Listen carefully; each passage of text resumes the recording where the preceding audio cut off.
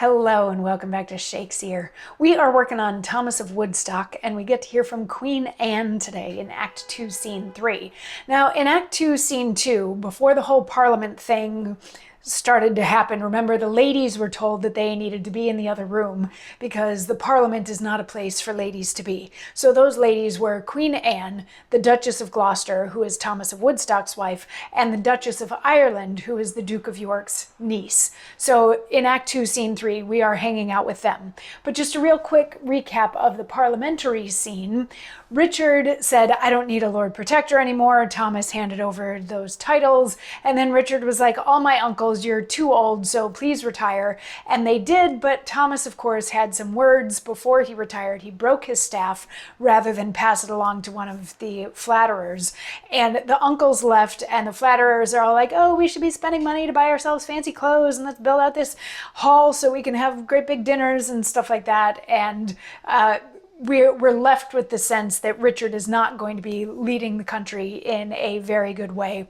But Richard's plan is that he was going to dismiss that parliament and call a new parliament at a later date so that he can prove that he really is king.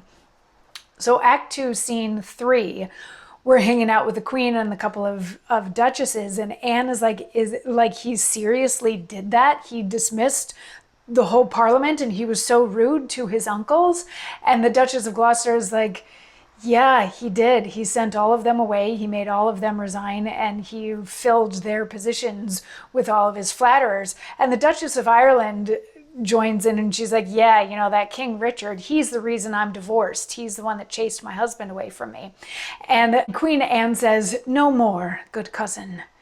Could I work the means, he should not so disgrace his dearest friends. Lack the day, though I am England's queen, I meet sad hours and wake when others sleep. He meets content, but care with me must keep. Distressed poverty o'erspreads the kingdom. In Essex, Surrey, Kent, and Middlesex are 17,000 poor and indigent, which I have numbered, and to help their wants, my jewels and my plate are turned to coin and shared amongst them. Oh, riotous Richard! A heavy blame is thine for this distress, that dost allow thy polling flatterers to gild themselves with others' miseries.